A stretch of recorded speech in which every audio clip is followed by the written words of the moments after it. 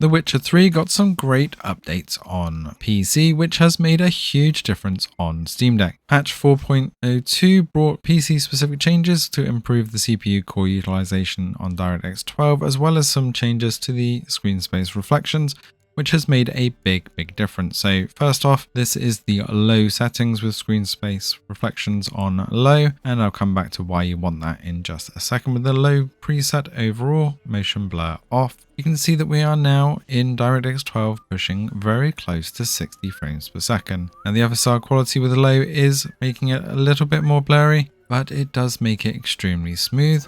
But we do still dip down into those 40s and 50s even on those low settings, moving around, and also when we get into some other areas and battles as well. So although that low is pushing 60 frames per second, a lot of the time it's not the most stable, and I do not like the quality of going right down to the lower settings. So if we switch over to medium and keep the frame settings on the same, so medium with FSR quality with the screen space reflections on low, we now get around 40 to 50 frames per second, but things just look a lot nicer. Now, even in the battles, we are holding over 40 frames per second, and I will cap it at the 40 Hz mode towards the end of this, so you can see that in play as well.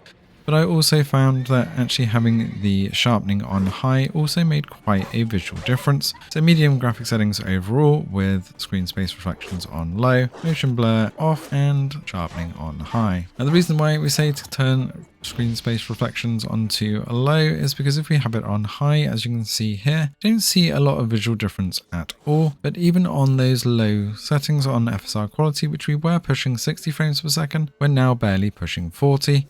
And we also get some huge loading spikes as well. It's really jarring with those screen space reflections, and it really does ruin the experience. Now on to our favorite and our best settings that we're going to say here is actually to cap this at medium with FSR quality, screen space reflections low, and the famous 40 Hz mode.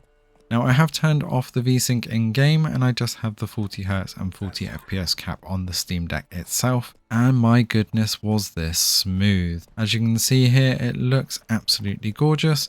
That 40 frames per second line is pretty much flatline, even riding through the wilderness, and with a whole bunch of monsters at dawn and loads of effects going off as well. I did come onto the battery mode so that we could see the power draw on this as well. At that 40 Hz mode, we are sitting under 20 watts as well most of the time.